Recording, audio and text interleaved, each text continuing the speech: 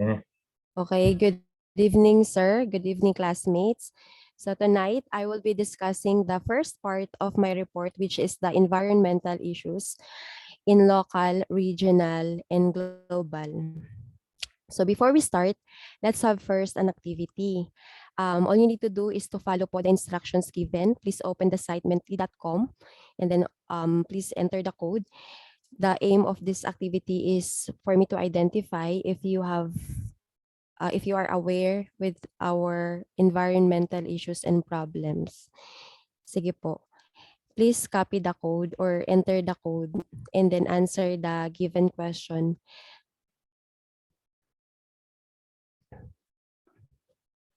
So, the given question po ay, what are the issues and problems in our environment? Tama po ba ang code? Naiba yata ang code. Sorry. Send ko na lang sa chat. Ang code makikita nyo sa screen, no? That is Oo. 98512843. Ayun pala. Nabago yung code, sir. So, ito po yung code. Pa-answer po ng question, mga classmates.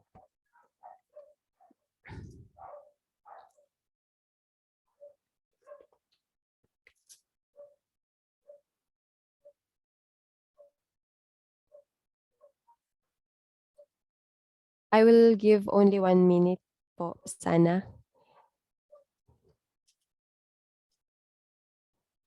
I-refresh ko lang.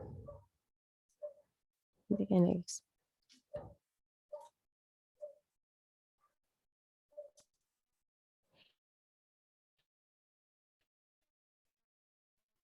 Nakapag-answer na po ba? Sige po. Ayan, meron na yata. Ay, wala pa.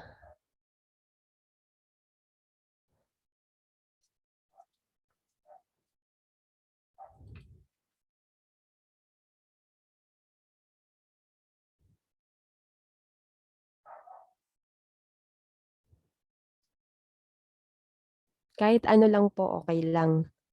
Kahit ano po yung ilalagay nyo.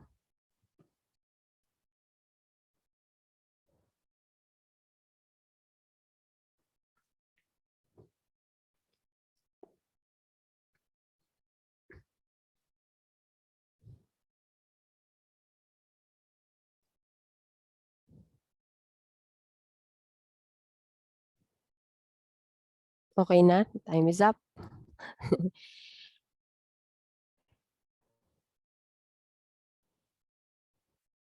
Sige po. Ayan. Thank you. Meron ng na-amaze naman ako. May lumabas na. Okay, so ito po yung mga environmental issues and problems na inyo pong inilagay. So let us check. Overpopulation, pollution, global warming, deforestation, climate change, waste disposal, and overfishing. Let us check kung matatap natin yung mga topic na yon. So thank you, classmates, for your participation. Okay, so at the end, we have the learning objectives also that at the end of this lesson, um, you are able to you were able to identify the environmental issues in local, regional, and global, and you were able to suggest environmental solutions to preserve resources and appreciate the laws and ways to help solve environmental issues and problems. Um, Now let's understand some terms before we delve into the issues and problems of our environment. So we have the environmental issues. So these are defined as problems with the planet's system like air, water, soil that have developed as a result of human interference or mistreatment of the planet. However, environmental problems affect the entire world. To understand better, let's have this definition. So issue is an important topic or problem for debate or discussion. Whereas problem is a harmful and unwelcome matter or situation that needs to be dealt with. So therefore, for me, therefore, issues are situation and activities that trigger and worsen the existing problems in our environment. So let's have this different situations to understand better the differences between issue and problem. Ito, example po sa situation ng issue ay Palawan authorities rezone forest to allow mining. However, ang problem po ay the indigenous group or Mount Bulanjaw in Palawan has been at the center of a tug of war between those who live and depend on the land and those who want to profit it. So for the problem, it refers to those indigenous group or indigenous people and farmers living in Mount Bulanjaw, Palawan, who are dealing with the existing problem of mining, which might destroy the farmlands or their source of livelihood and mean significant loss, especially since saving forests is critical to addressing the impacts of climate change. Next, we have another example for the issue. I think alam nyo na din po ito. The Dolomite Beach on Manila Bay that sought to portray a successful cleanup campaign, but on the base periphery lay the real problem. So sinasabi ng authorities that the Dolomite Beach really hindi siya nagsusolve ng real problem of the environment. However, parang it just sino-sugarcoat lang niya yung real problem. For the situation under the problem about Dolomite Beach, we have the washing off of dolomite sand from the beach is akin to dumping foreign sediments, the most common pollutants in any water environment. Since nandyan na, existing na, or enforced na po yung Dolomite Beach in Manila Bay. So again, ang problem po nito is, or ang problem or ang situation that we have to deal with is that they can disturb the habitats of marine animals and plants by potentially burying them, lowering the oxygen in the seawater, and of course, blocking their access to sunlight. So let's identify the definition of environment. Environment is the surroundings or condition in which a person, animal, or plant lives or operate. So let's have this graphic organizer to understand the scope of environment. First is we have in environment all ecological units which are naturally present on earth in the form of land, water, soil, forest, sunlight, minerals, living organisms. And of course, in environment, it has two elements, or it composed of two elements. We have biotic element, refers to human, birds, animals, plants, and microorganisms. And the non-biotic element refers to the element that have these are the elements that have no life, like air, sunlight, water, land, soil, minerals. And also the environment is divided into four different spheres. We have biosphere, refers to living things. We have lithosphere, land, atmosphere, air, hydrosphere, and water. And also, it's a challenge for the government to use the natural resources that should be carefully planned and executed in the environment. Um, for this first session, we will focus more on the environmental issues in local. So the first one is pollution. So what is pollution? Pollution is an undesirable addition of constituents to water, land, or air, which adversely affect human life, species, living conditions, and will deteriorate our resources. We have four categories po ng pollution. Number one, air pollution. Two, water pollution, soil pollution, and noise pollution. So let's start first with air pollution. Ang air pollution, it refers to physical, chemical, and biological change in the air. It refers to the contamination of air by harmful gases, dust, and smoke, which affect the plants, animals, and human drastically.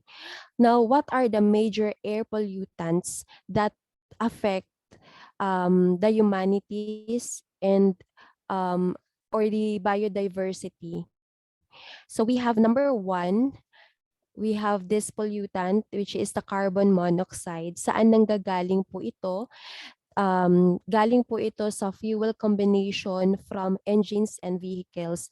Ano ang magiging effect ng carbon monoxide sa ating katawan? It reduces the amount of oxygen, aggravate heart disease, at saka chest pain. The lead naman is also a major pollutant that ito po ay galing sa metal refineries, metal industries, and waste incinerators.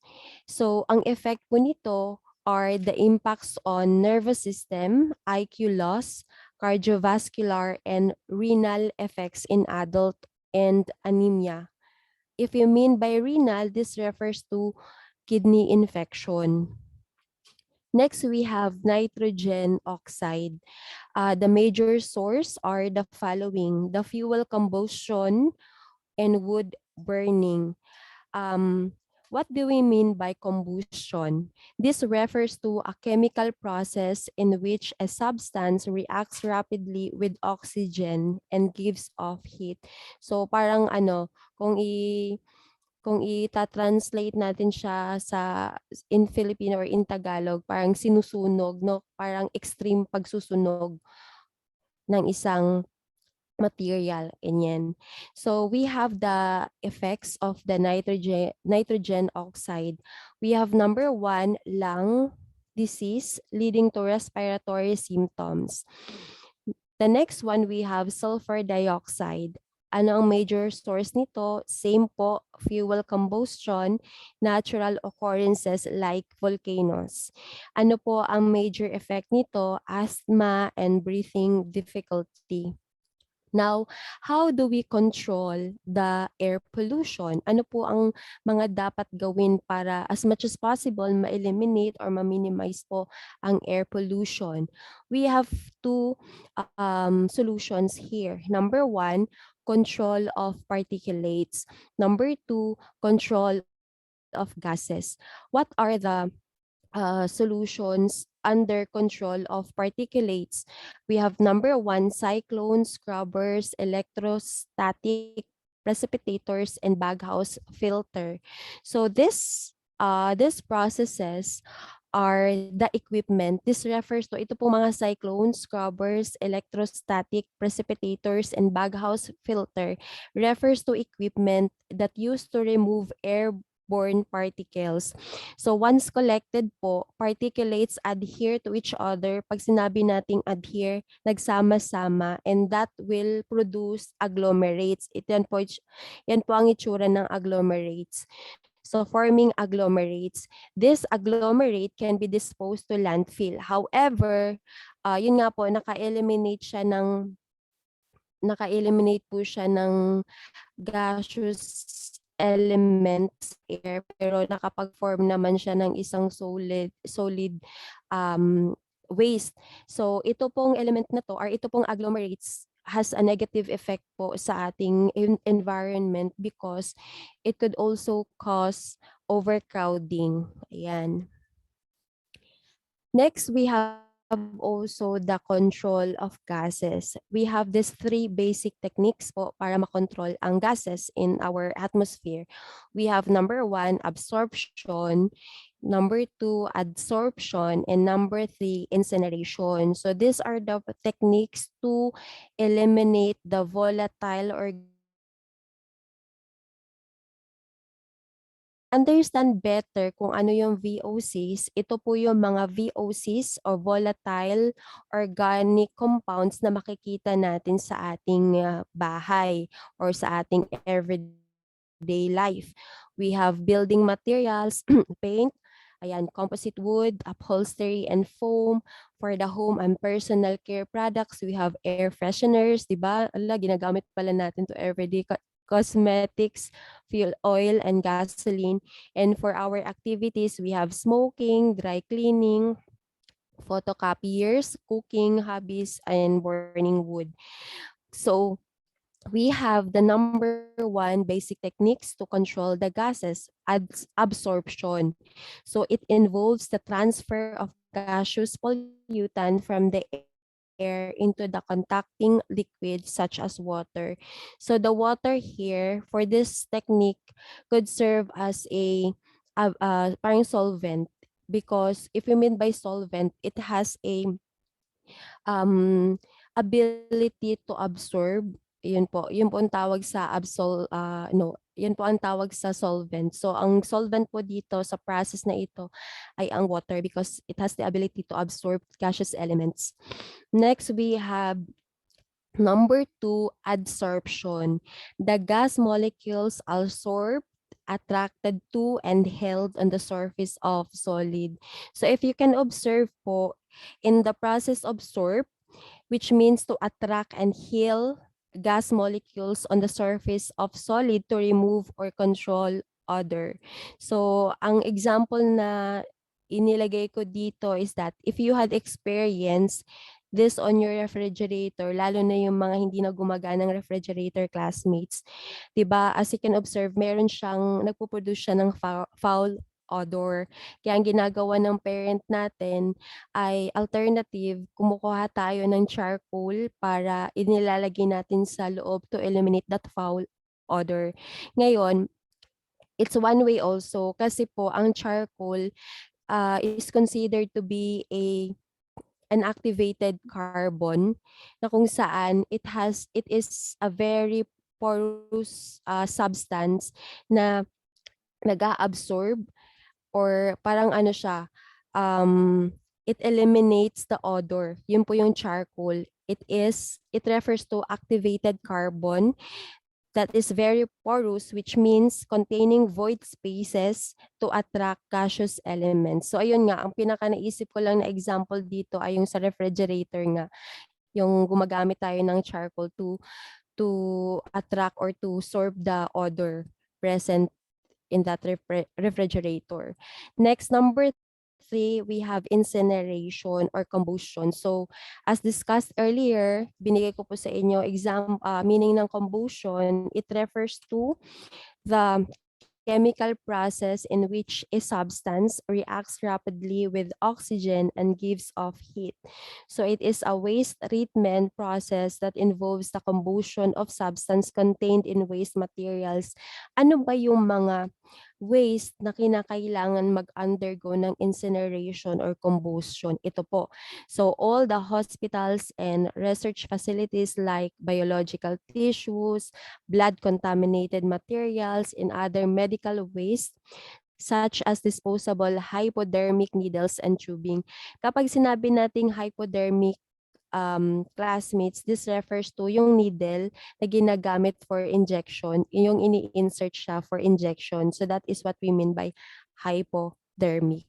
Okay, so yun po yung sinusunog, parang extend na pagsusunog para ma-dissolve po itong and of course para din mamatay yung mga virus or bacteria present in this waste materials. Okay.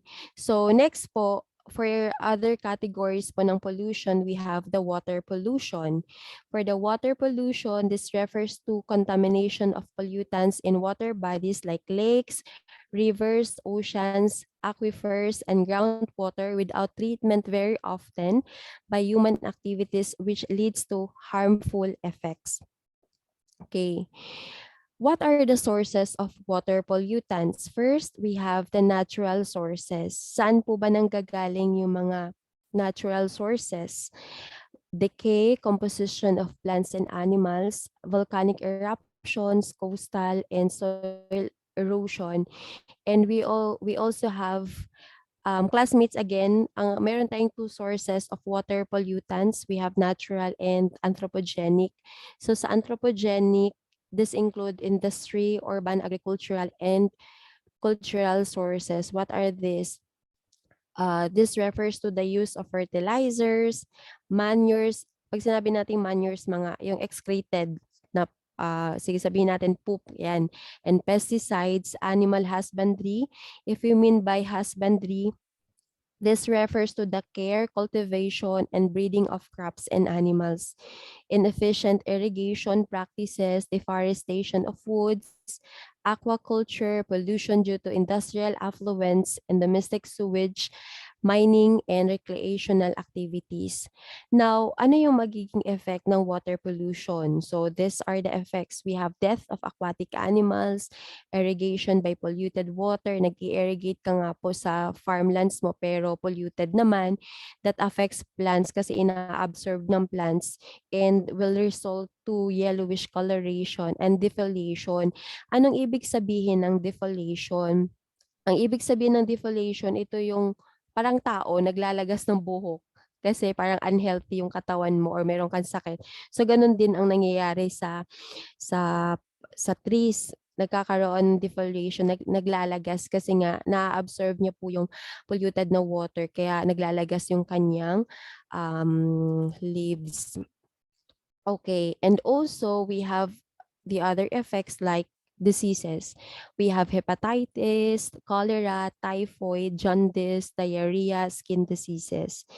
And how do we control, or what are the control measures of water pollution? So we have number one, we are going to treat the sewage waste. And for this, in treating the sewage waste, the wastewater is disinfected from all the sewage materials and converted into treated water that is safe for both human usage and the environment. So, ito pong treating the sewage waste is an example po of recycling. Okay? Recycling process. For number two, we have reuse, reduce, recycle. I think ito yung ulit-ulit na mga solutions paano nga ma-lessen or ma-eliminate yung pollution o yung mga environmental issues lalo na sa mga waste. So reuse, reduce, recycle. And we have the precipitation. So I will be giving you example of reusing, reuse process sa ating water pollution. So we have for reuse, you can use a rain barrel to save runoff from your roof. And for reduce, you can check your toilet for leaks. Yung faucet ninyo, kinakailang i-check yan for leaks para hindi masayang yung water. And then you are going to take shower shorter. For recycling, ang recycling kasi iba siya sa reuse, reduce. Kasi recycling, ibig sabihin, you can produce new product. Parang ganun, you can use new product para sa for consumption. Halimbawa, itong precipitation, ion exchange process, reverse osmosis, coagulation are the processes that involve under siya ng recycling. Why? Because this refer to the processes that remove the hazardous waste or the hazardous materials present sa water and yung mga solid materials present in water, mga bacteria present in water para makapag-produce siya ng drinking water for humanities. Okay, however, itong reverse osmosis nabasa ko na hindi siya applicable for lifetime consumption kasi nga it will make daw the water acidic and it will affect of course our health kapag yun acidic yung water. Okay? So we have next category is the soil pollution.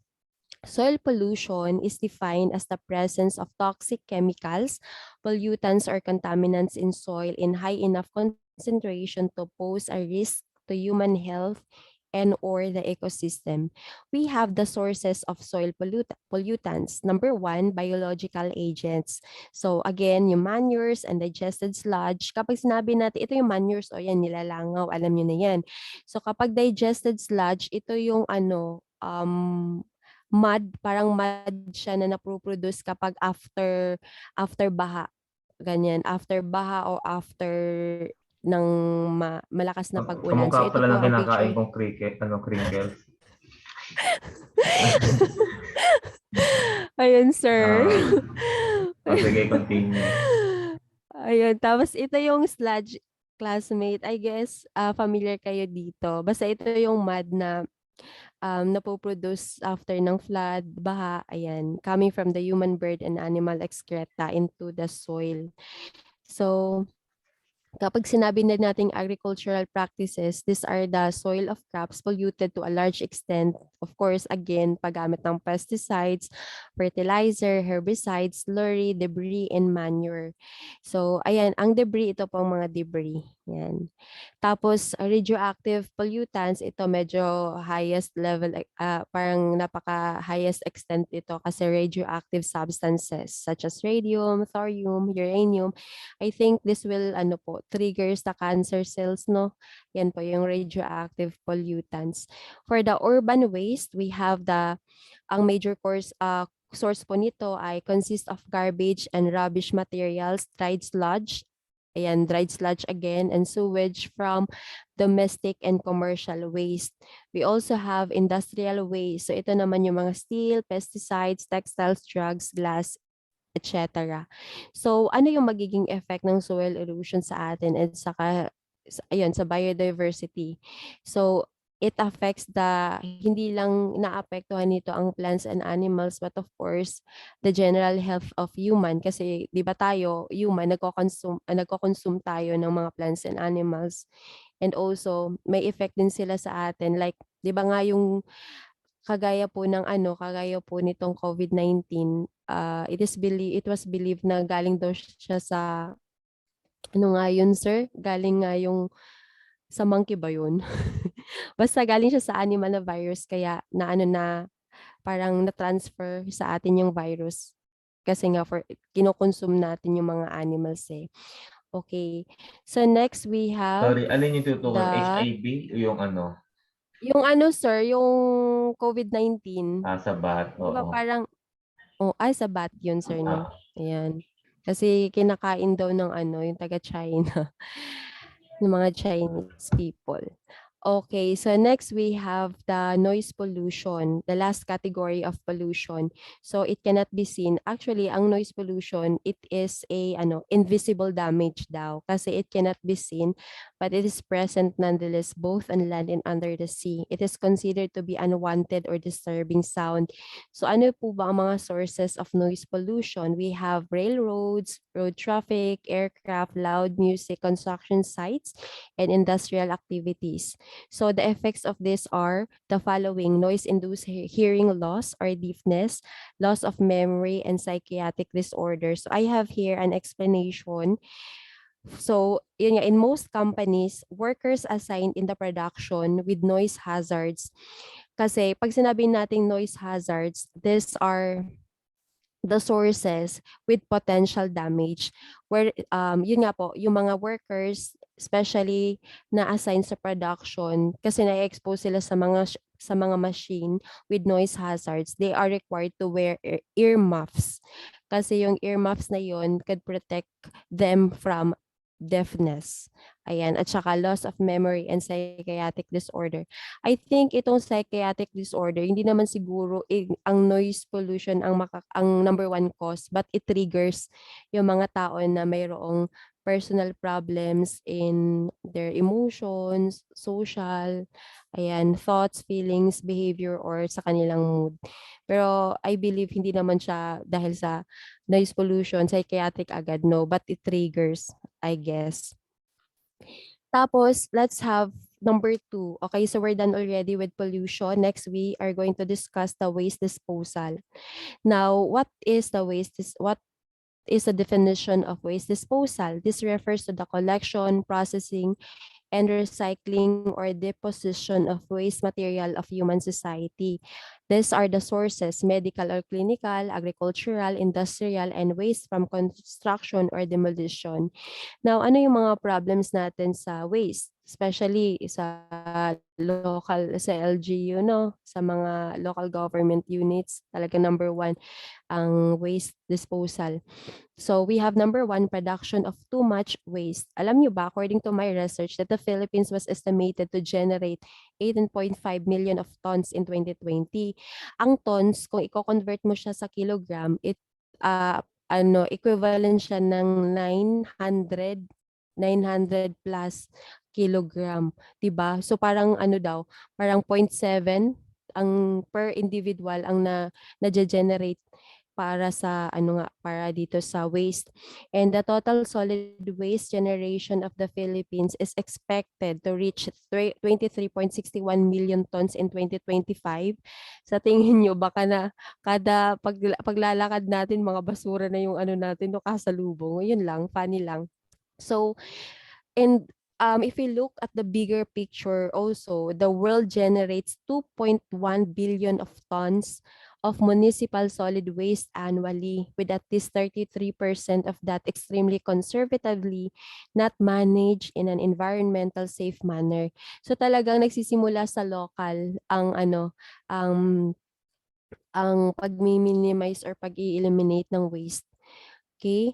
So I will check if I have discussion dyan. Ayan, so out of 2.1 billion tons, mako-consider na per person sa buong mundo, nakakapag-generate or nakakapag-provide ka or anong tawag dito? Nagbibigay ka, nagpo-produce ka ng waste for about 0.74 kilogram per person yan ha. So ayan, no? Grabe. So number two, most of the waste is toxic and harmful for the human beings and the environment. Of course. Number three, landfill are a problem as well. Kasi yung landfill, tambakan siya ng mga basura, di ba? Especially pag hindi maayos yung pagtatambak. So it will lead to leaks and pollute groundwater. Number four, reliance of dying technologies to reduce and recycling waste. So itong reliance of dying technologies, ang definition dito ay rely on myopic and quickie solutions. Kapag sinabi nating myopic, para ano siya ang tawag dito, para mabilisan, no? Mabilisan, hindi pinag-isipan. Ano pa? Short-term solutions. So that is what we mean by myopic. So parang mai-relate ko ito sa ano nga po, itong Dolomite Beach in Manila Bay. Ayun, kasi ano siya yun nga, it could harm the marine resources, yung Dolomite Beach. Okay. So next we have the solutions to waste disposal. So we have number one, eco-friendly responsibility, reduce, reuse, recycle. So what are the ways to reuse? You can use paper and plastic bags, gamitin muli, pwedeng yung plastic, di ba pag namamalingkit tayo, pwedeng labhan para magamit muli. We have glass, bottles and jars, clothing and bedding towels, we can reuse them. Pwedeng itong mga clothing, pwedeng gawin siyang basahan. So may mga livelihood program naman, di ba, na nagpo-produce ng mga basahan. Hindi lang siya nakakapag-eliminate ng waste but also nakapagbigay siya ng livelihood sa ating citizens.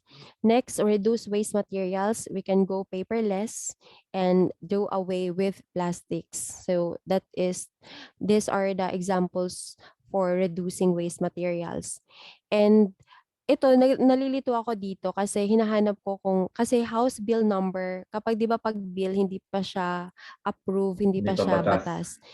Opo. Pero sir, parang sa mga local government, ginagawa po yung pagre-reduce, pag-halter ng production, importation ng Ordinance yun, mga, that is city ah, ordinance. Okay. ayun, Which opo, is yung aligned city ordinance. to a specific law, like for example, Air Pollution Act, Air Clean Act of 1991, the Solid Waste Management Act or the Republic Act 9003.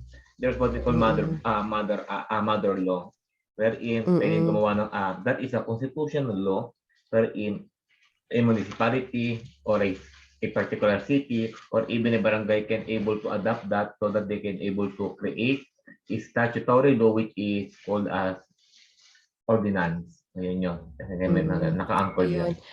Opo, kasi sino-search ko ay bill pala siya pero yun bawat local governments ginagawa na po ito. Yun pala city ordinance yun. Actually dito sa City of Cabuyao ganun, nagkakaroon ng halter. Ibig sabihin ng halting or halter, pagbabawas ng production, pagbebenta, importation, distribution of this materials, the plastic materials like drinking straws, tears, plastic sticks, confetti, and packaging. So ito po, kapag ma-approve na ito sa batas, so kung sinong mga violators, magbabayad sila ng 50,000 to 500,000 para yan sa mga small businesses and 250,000 to 1 million for bigger businesses.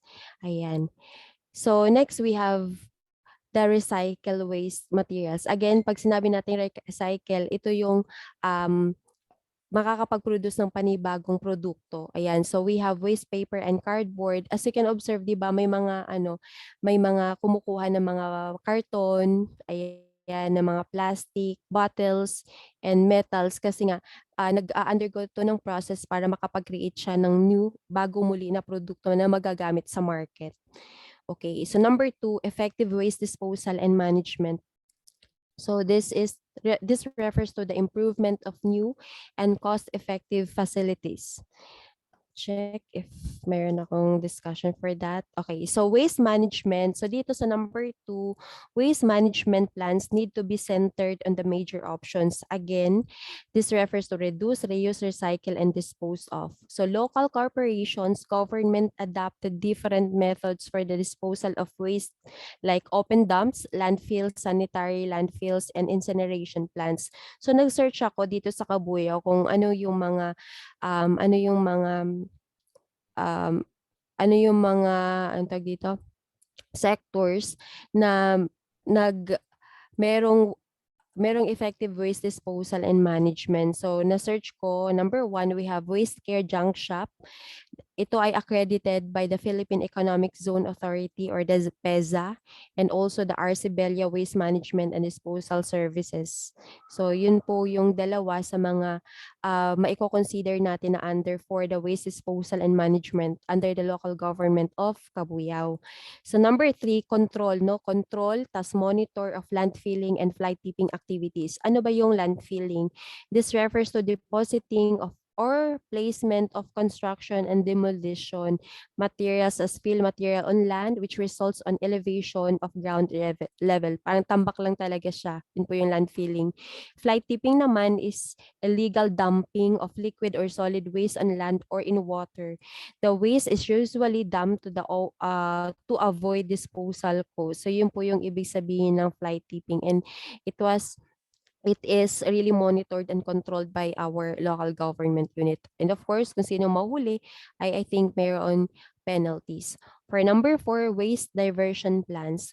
Kapag sinabing waste diversion, this refers to reusing, recycling, or composing materials that would otherwise be buried in the landfill. Okay, so one of the example is here, yung compost pit. It is a dumping of biodegradable substances in a pit for decaying, which the soil has an essential nutrients that will be used as a fertilizer. So, ayan. And also, ayan, number one na nakita ko, parang na-realize ko, ano nga palang ginagawa sa mga tires, 'di ba? Kung pagsama-samahin kasi nga makikita mo dito lalo sa Philippines ang dami ng may kotse lalo na dito sa NCR. Kaya nga laging tayo may traffic because of parang sobrang dami na ng mga may cars. So, ano bang ginagawa sa tires as a waste? So dito, ito example here is the Quezon City na local government. So, paano nila nire-recycle yung tires. So, nakipag-collaborate sila sa Holcim Philippines. So, it will sort, separate, and cleaning of the used tires from the dump site and deliver po to Holcim Philippines. And ang Holcim Philippines, they use the tires for the alternative sources of energy. Ayan. And also, meron din po tayong tinatawag na barangay ecological solid waste management. So, ayan po ang mga examples, nagre-recycle to produce a product like sleeper, meron tayong roof deck, at saka yan for the parking ng mga bicycles. Okay, so next is the certification. Ano po ba ang desertification? So this is a type of land degradation. Kapag sinabing degradation, this refers to parang it worsen the condition of of lands in which biological productivity is lost due to natural processes or induced by human activities, where fertile areas become increasingly more arid. Pag sinabi nating arid, sobrang dry, too dry. Okay, ano po ba ang causes of desertification? Number one, overgrazing. Ibig sabihin ng overgrazing, too much animals grazing in a certain spots. Kapag sinabing grazing, alam mo yung nagpapastol, ano ba yun? Nagpapastol, kumakain yung mga animals ng mga herbaceous plants. Ayan. So that is what we mean by overgrazing. Number two is deforestation, wood extraction, infrastructure expansion. Number three, we have farming practice. Some of the farmers don't know how to use the land effectively, lalo na yung kapag hindi kasi alam ng farmers o wala siyang proper orientation on how to cultivate the land, may possibility na yung nutrients present in soil ay mawawala, and that will lead to desertification. At saka, yun nga, ang magiging result nun, hindi na magagamit yung lupa. Hindi na healthy yung lupa for farming. Okay? Next, number four, excessive use of fertilizer and pesticides. So, again, significant damages to ng soil. Next, overdrafting of groundwater. Parang excessive pumping of water. Tapos yun nga po, that will lead to lessen the nutrients present in soil and will lead again to desertification. Number six, climate change. Okay? Ang climate change, meron akong explanation for this one.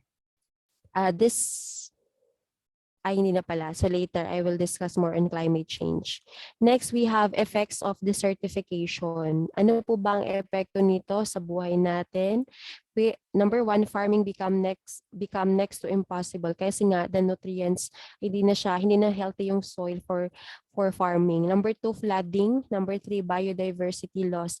What we mean by biodiversity, number one, farming become impossible because of lack of nutrients in soil. Biodiversity, it refers to every living thing, including plants, bacteria, animals, and humans. Endangerment refers to the action of putting someone or something at risk or in danger, and extinction of species, and of course, migration. Next, for the continuation, what are the solutions of the certification? Number one, policy changes related to how people can farm. So yun nga, parang educating the farmers, magbibigay ng seminar to properly cultivate the land or to properly treat the land or the soil. Of course, number two, education. So parang din siya, isasama sa curriculum sa pagtuturo ng mga students to properly care the soil. So that is, I guess, under siya sa TLE, no, sa agriculture. May course kasi ang TLE regarding sa agriculture, and also the science teacher can also integrate that. Number three, technology advances. Number four, restricting mining practices. And number five, reforestation. So we're done already with the certification. Next, we have water scarcity. What do we mean by water scarcity? Okay, this involves water crisis, water shortage, water deficit, or water stress. So we have categories under water scarcity. We have physical and economic scarcity. If you mean by physical water scarcity, this refers to a situation where natural water resources are unable to meet a region's demand. if you mean by economic water scarcity, is a result of poor water management resources. So do you know that there are about 1.2 billion people who lack access to clean drinking water? So kung isipin natin, napakaswerte pala natin kasi nakakainom pa tayo ng water. Kaya it is our responsibility na magtipid ng water kasi iisipin natin na may mga taong hindi umiinom or I mean nag-aagawan for the water, parang ganyan. And then there's also a lack of resources dito sa economic. Masasabi natin na there's also a lack of resources for the production of water for humanities. So yun po yung dalawang categories under water scarcity. Now, what causes of water scarcity? Number one, overuse of water. No? So dapat mag-reuse tayo ng water pala. Talaga naman. So parang medyo guilty ako sa part na yun. Number two, pollution of water. Number three, global warming. So for the global warming, okay, the causes of water scarcity are the following. In global warming, bakit ito ay cause siya or dahilan ng water scarcity? Because it increase water temperatures that will cause harmful algal blooms, dead zones, and fish kills. Okay? Parang napapatay niya yung mga marine resources. Tapos, by that, it will reduce the drinking water quality. Okay? That is global warming. Number 4 is illegal dumping. Next, number 5, natural disasters. And number 6, drought. So what are the solutions to water scarcity?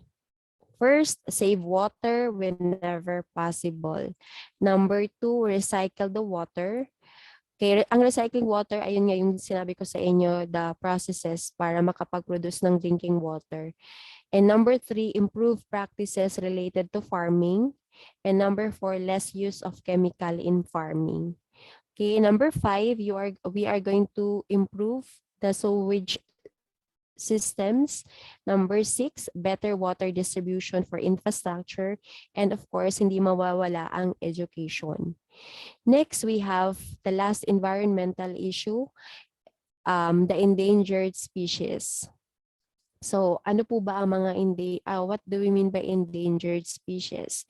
This can be defined as species that is very likely to be extinct in the near future. May I know kung ano po ang definition ng extinct, classmate? May idea po ba kung ano yung extinct? Sir Raymark?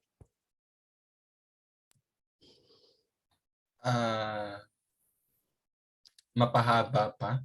Tama po ba? Okay, thank you, Sir Raymark. So, ibig sabihin ng extinct, bakit like extent, mali ang spelling ko dyan. Extinct. Extinct is ubos na. Sorry. Tama naman yung sagot ni Mali din Raymark. ako. Tama sa'yo mo, mali. Mas mali yata yung ano ko. Okay, Extinct is ubos na. Okay, so, opo, tama yun.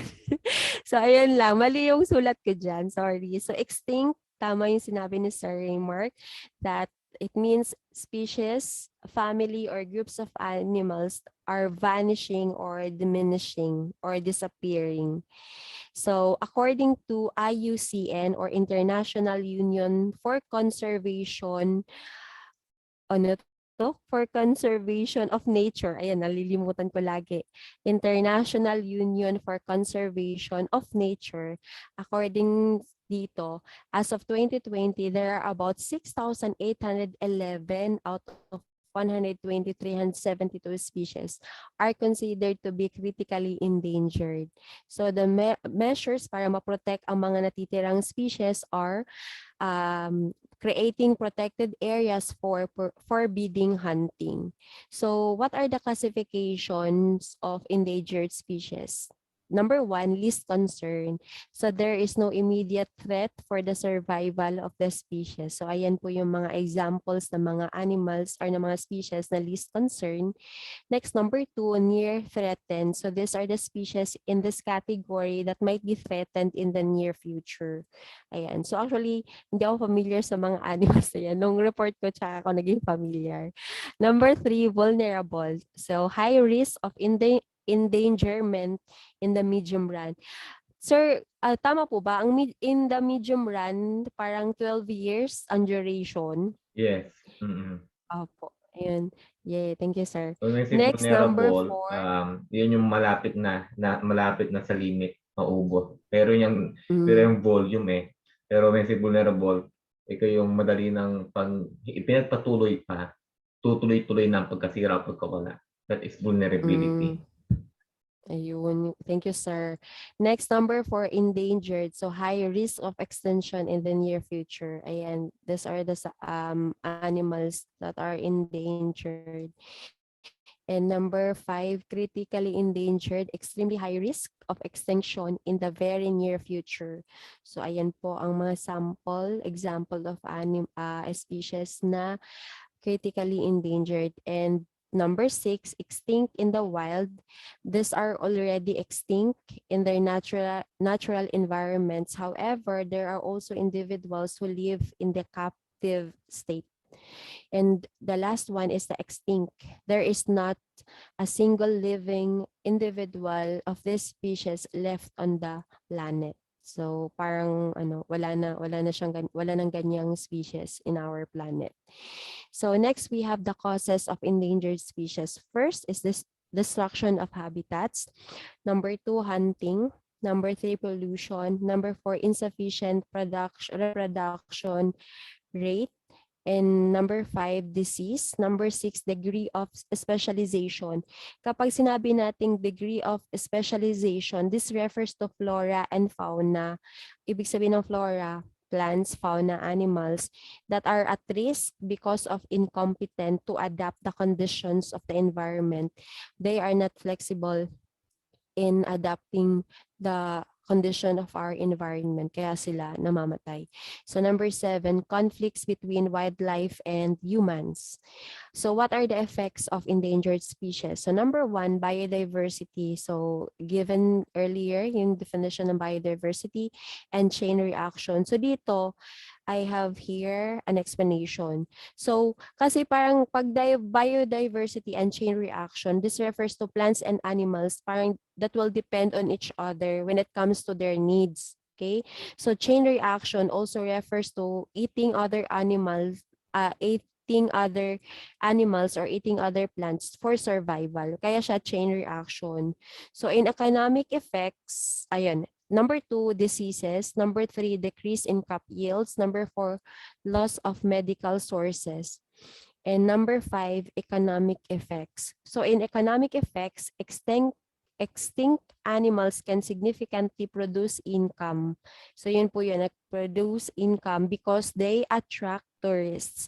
However, kapag mayroong decline or mayroong problem when it comes to visiting the countries for tourist spots because of uncertain condition or problem that happened in the economy or nagkakaroon ng economic problems. So the support of extinct animals will be affected. So ayun po, parang madedecline yung income para sa tourists. Ayan. Next we have the solutions to save endangered species. Number 1, we have Endangered Species Act or the ESA. This was passed in 1973 and it will serve as the crown jewel of our nation's environmental laws. This is responsible for saving many species formerly in the brink of extinction. Number 2, learning about how interesting and important they are. So again, education parang nasa education side siya. Number 3, recycle and sustainable products. Number 4, elimination of herbicides and pesticides. And number 5, do not participate to harassing wildlife activities like illegal shooting, trapping, or forcing to captivity. So next, let's proceed to Philippine law on endangered species. We have Republic Act number 9147, or it is known as the Wildlife Resources Conservation and Protection Act. It is an act providing for the conservation and protection of wildlife resources and their habitats. So may mga penalties kapag halimbawa guilty of killing or critically endangered, guilty of killing critically endangered wildlife. So makukulong for 6 years and 1 day to 12 years or magpe-pay ng fine ranging 100 to 1 million.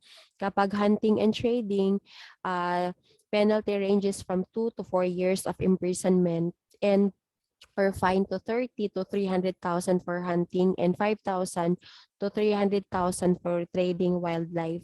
For transportation or illegal transportation of wildlife, so this will have the penalty of 6 months to 1 year imprisonment and or 50 to 100,000 fine. Okay, so we're done already with the environmental issues in local. Now let's proceed to the Philippine environmental laws. We have number 1, the PD 1586 or the Environmental Impact Statement System. The main objective of this law is to maintain the balance between the environment and socio-economic development of the country. So here for number 1, kumuha lang ako ng thought under dito sa law na to.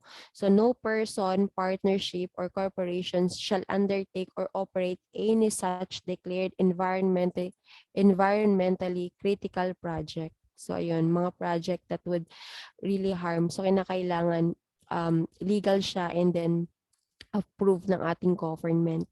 Number 2, RA 8749 or the Philippine Clean Air Act of 1999. This act provides for the creation of the National Program of Air Pollution Management focusing primarily on pollution prevention. So here, this act also aims to significantly deplete or otherwise modify the ozone layer. So dito, it requires, as you can observe, di ba, yung mga vehicles natin, hindi na siya produce ng mga black smoke. So yun, it requires a vehicle that meets the mandatory requirements in terms of pollution prevention. So ayan.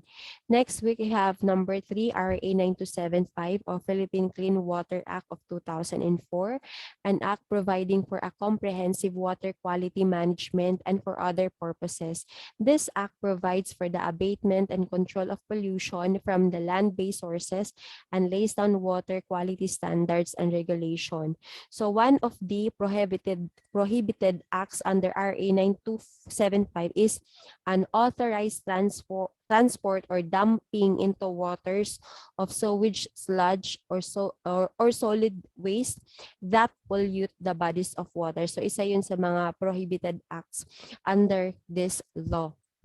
Next, number 4, RA 6969 or the Philippine Toxic Substances and Hazardous and Nuclear Waste Control Act of 1990.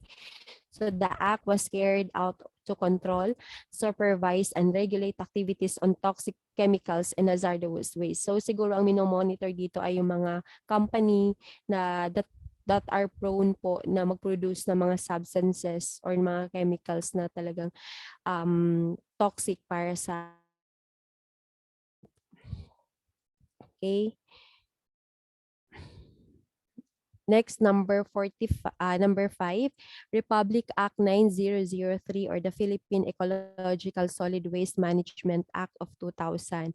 It sets the guidelines on the proper solid waste management among the local government units in the Philippines and aims to protect the public health, ensures environmental sustainability and economic efficiency. So this here sa batas na ito, this promote national research, and development programs for improved solid waste management. This will include methods of waste reduction, collection, separation, and recovery. I guess yung example kanina na binigay ko for barangay, yung sa barangay na project. So, siguro pasok yun for this act. Next, number 6, Republic Act number 9512, the National Environmental Awareness and Education Act of 2008. So this is an act to promote environmental awareness through environmental education and for other purposes. So ibig sabihin dito, um, uh,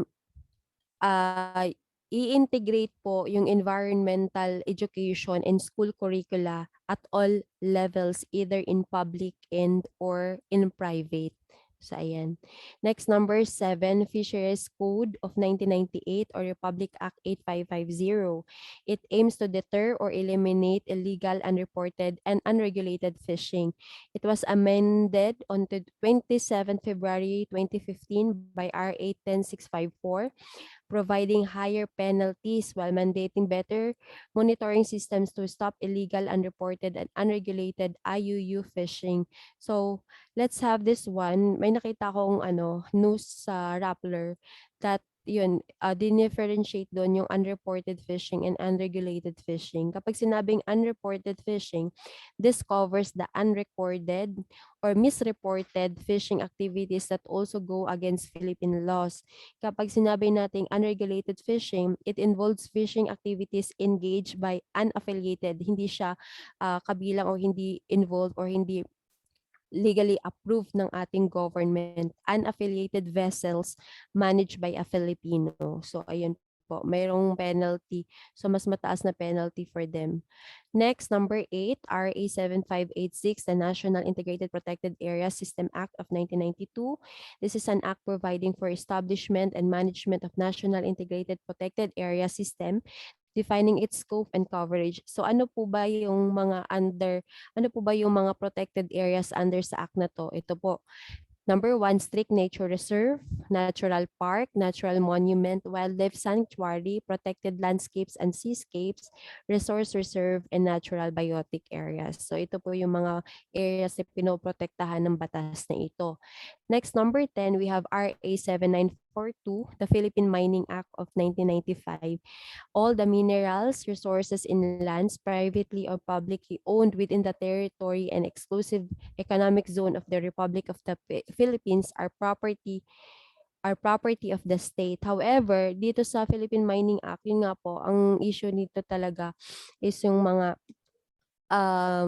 lalo na sa mining, naapektuhan talaga yung mga indigenous group living in the remote areas or living in the mountain areas. Yun nga, sa Palawan, sinasabi nila na parang meron ng protection para sa mga naapektuhan ng mining, pero parang napakabagal ng protection at saka mabagal ang protection para sa mga indigenous group. Kasi nga, syempre, sila yung number 1 na naapektuhan when it comes to their livelihood. Okay. Number 11, we have PD 1067 or the Water Code of the Philippines. So siguro dito tayo sa water rights. Basta it is the privilege granted by the government to appropriate and use water evidence by a document known as water permit. Hindi pwede na gamitin mo ang water for example, mag-business ka for production of water, drinking water. So hindi pwede. Kinakailangan may water permit ka na para sa production nga ng consumption for the drinking water. Next, number 12, we have RA 7838 or the Department of Energy Act of 1992. This is to prepare, integrate, coordinate, supervise, and control all plans, programs, projects, and activities of the government relative. So under this act, it supported the Department of Energy. Okay, so so dito, in-identify ko what are the main roles of Department of Energy. So DOE operates the nationwide system of 17 national laboratories that provides world-class scientific, technological, and engineering capabilities, including the operation of national scientific user facilities used by 29,000 researchers in the Philippines from academia, government, and industry. That is the role of the Department of Energy. Next, number 12, Next, number 13, the revised forestry code. So no person may utilize, exploit, occupy, possess, or conduct any activity within the forest land, or even establish and operate any wood processing plant unless he has been authorized to do so under the license agreement, lease, license, or permit. Ito, lalo na sa ano, sa probinsya, sa amin, kasi mga tao kasi doon, nagpa-plant sila ng trees tapos binebenta nila. So, ang bilis lang ng pera pag ganyan. Pero kapag minsan may nahuhuli kasi ang ginagawa ng mga tao doon, ng mga people na nagbebenta ng logs ay tina-timing nila kapag may flood. So, parang nakakatakas sila sa mga nagche-check. So, pero may mga nahuhuli pa rin. Tapos kinukuha yung mga logs na Ang yun, probinsya nyo? sa ano sir, sa Mindanao po, Agusan del Sur. Okay. Ayun sir, ang ginagawa ng mga ano doon, ng mga loggers kapag baha, doon nila kinakat yung trees, tas doon nila Pinapaagos. pinapaagos. Pero ayun sir, may mga nahuhuli pa rin. Tas ang kawawa lang kasi pag nahuli, kinukuha lahat ng mga ng mga logs. Ayun. So, 3 crimes under PD 705. 1, cutting, gathering, and collecting timber or other products without license. Unlawful occupation or destruction of forest lands and pasturing livestock.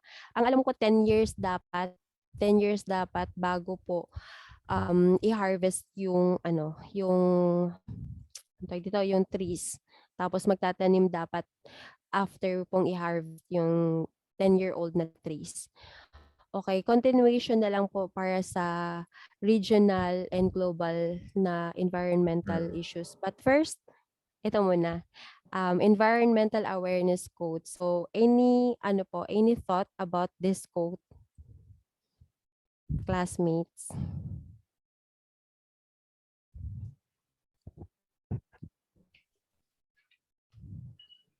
Anyone? Pati Miss Christine.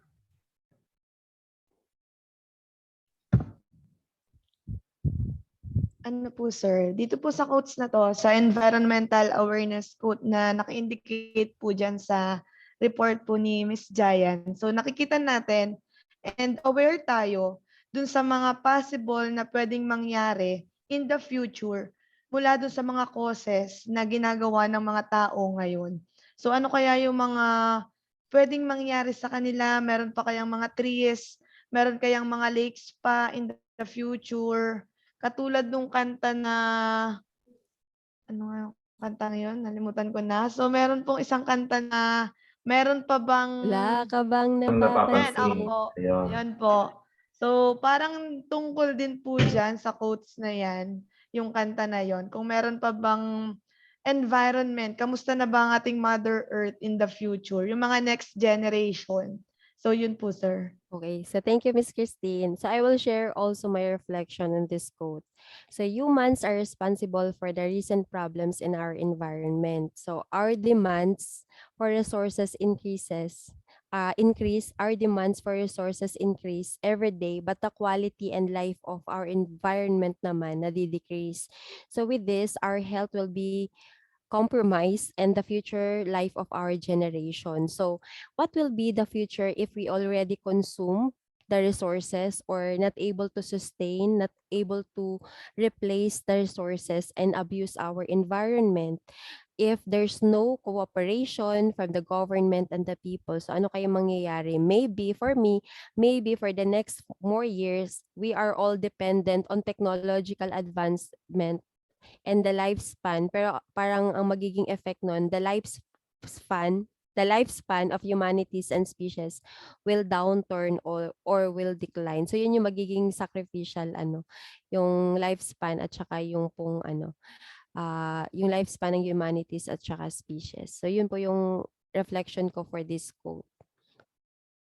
So Okay. that ends my report. Thank you for listening. That is part 1 of your presentation. Yes, So, sir. I remembered in your presentation the term anthropogenic and natural cause. Take note that we have two terms. Anthropogenic from the word anthro means human. That is what we call man-made cause. and natural, wala tayong magagawa dahil ito ay normal na nangyari because of some natural phenomena. So, in this aspect, mayroon ka bang topic about climate change, diba? Okay, I will not dwell with that climate change. We're going to look on that. We have lot of laws that pertains to environmental protection.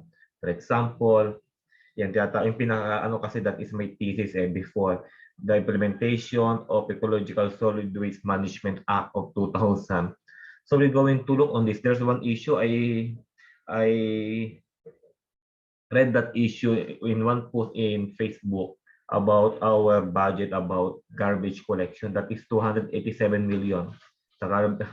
So under that law, it is every cities and municipalities are mandated to implement this law in terms of reuse, reduce, and recycle. Kaya ang bawat barangay meron tinatawag na ecological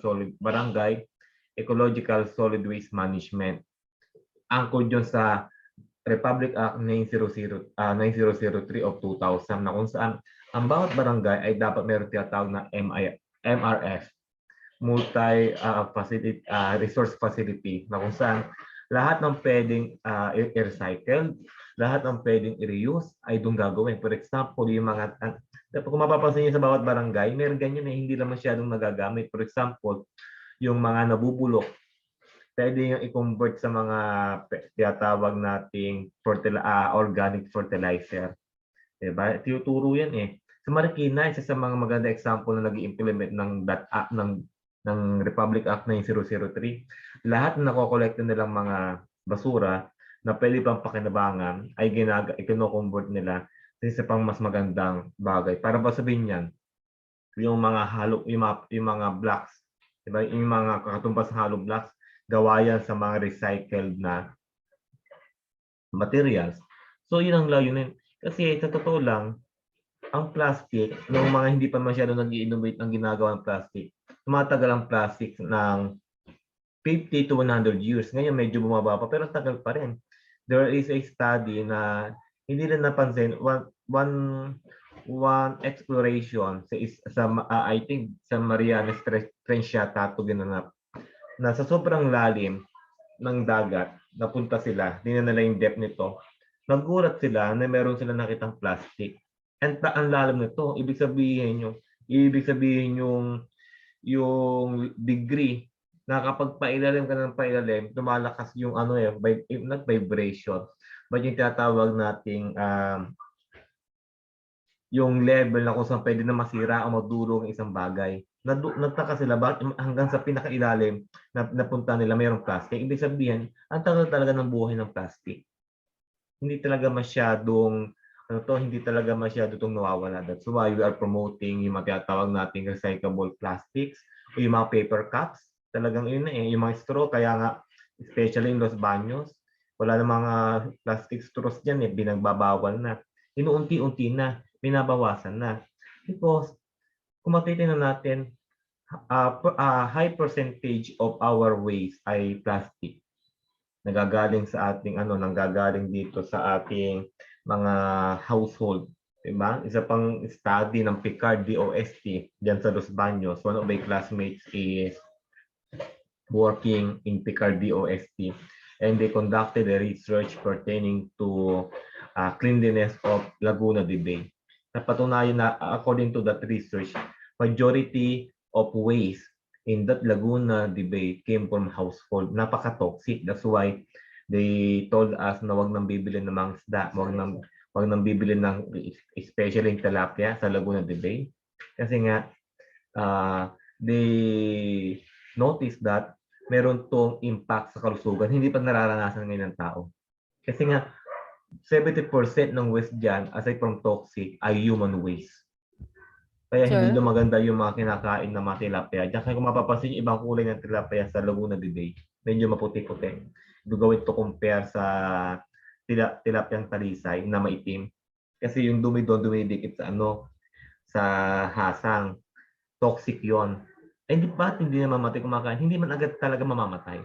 Pero nakakabuo may mga chemicals na mahalo doon na nakakadulot ng iba't ibang sakit. like cancer.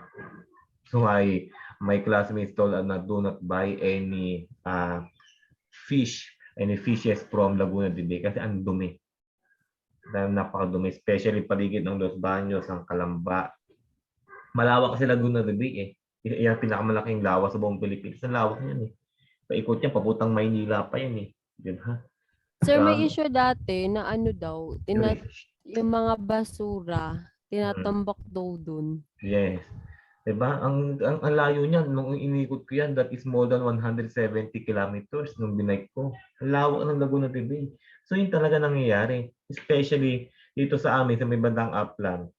No way, ang baho minsan kasi kapag naulan natin ang basura, walang proper segregation. Basta lang tinatapon. The problem of that act, that's why I'm focusing on that act, that is the current tense ngayon eh. Kasi nag-uumpisa yun sa bahay eh. Kahit na nagsesegregate ka sa bahay, yung segregate yung nabubulok, sa hindi nabubulok at pwede pa magamit. Kapag inilagay mo yan sa labas, kinokolekta yan ng basurero nang sama-sama pa rin. So, the context of segregation is useless. Why? Eh, kahit na mag-segregate ka sa bahay, pag nilagay mo sa labas yan, hindi mo rin, wala man talaga dapat our city create a program na for example, every Monday, they will only collect biodegradable, pahinga sila isang araw, kaya kung depende yon, merong day na only biodegradable waste ang kokolektahin. Then after that, kokolektahin yung mga pwedeng recycle. So, pag hindi recycle dito sa bahay, hindi pwedeng kolektahin. Pwedeng bigyan ng fine yung mayroong pinagtapon ng basura na yun, o yung mismong household na yun.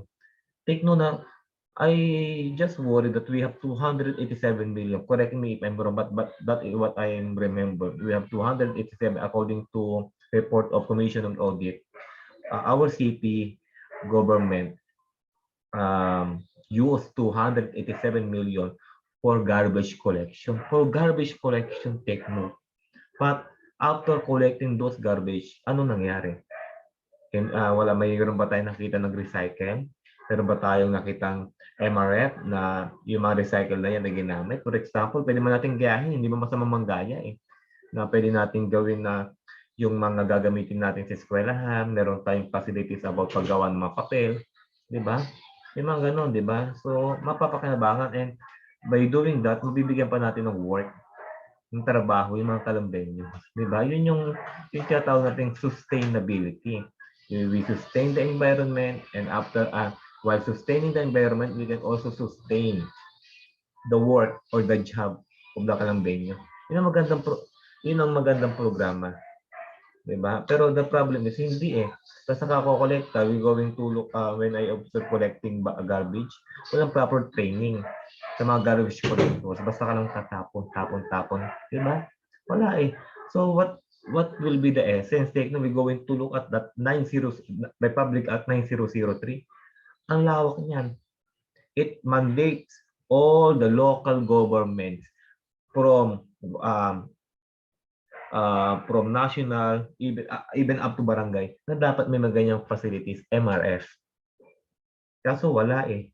Wala mga ganyang mga facilities. Though, diba, even doon na tinuturo natin sa paaralan yan, like what I said, all the institutions must be interconnected. Hindi pwedeng ituturo lang sa paaralan, sa bahay din. Diba? So, ang hirap kasi kahit yung pinaglinisan ng mong isda, ihahalo mo sa plastic, sa papel, walang essence. Yung mga bote-bote.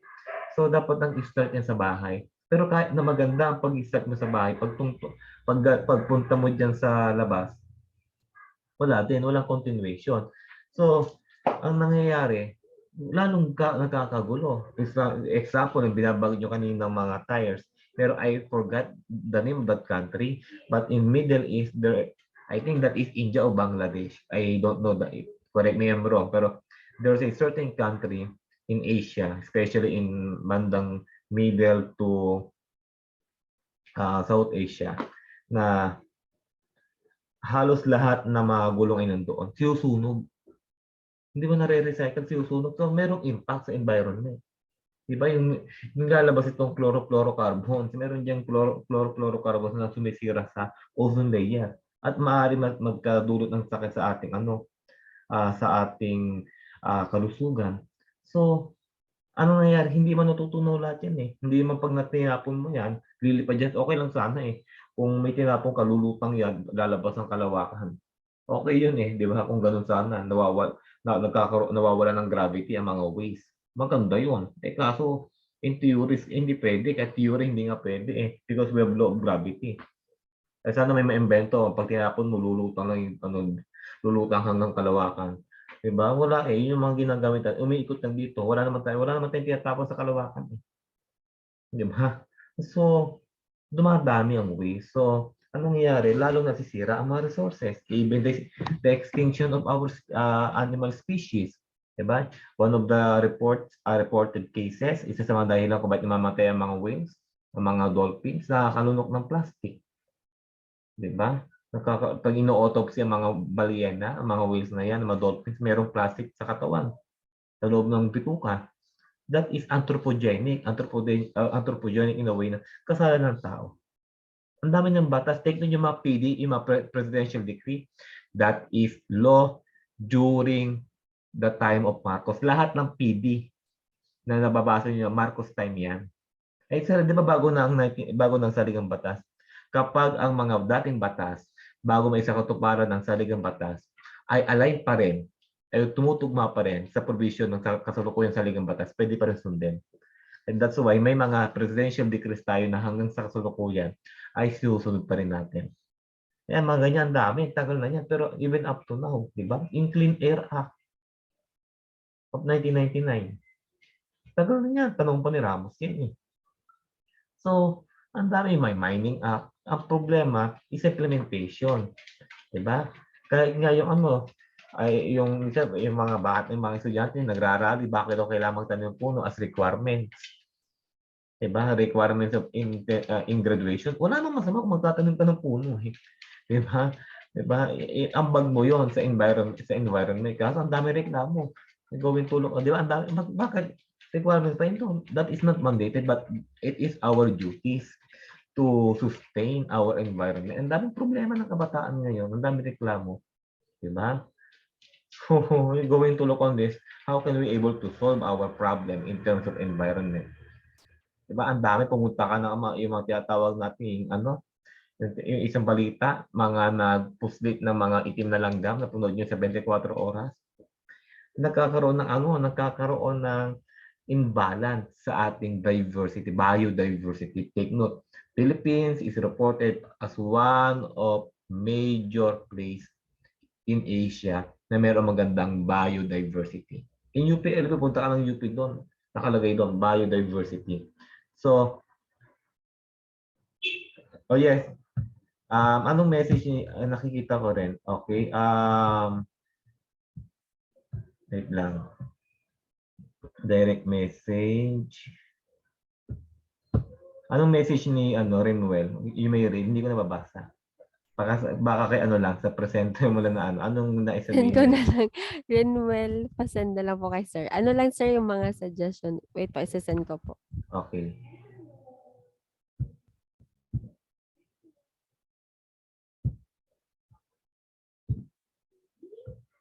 Okay, ano yun? Ano yung Renwell? Ayaw mo kasi magsalita eh. Si Renwell, magsalita ka na? Si Kurt wala. Nag-chat sa akin, hindi ko lang nabasa eh. Pero tatanong siya ang presenter. Hindi na pumasok. Hindi. Nawawala na minsan paki-message si Kurt nawawala siya minsan sa tawag dito, sa Daloy. Yes, Kurt. Kurt tuloy Renwell. Anong gusto mong sabihin? Hindi ko po yata makopy-paste, sir. I-type mo na nga lang sa akin.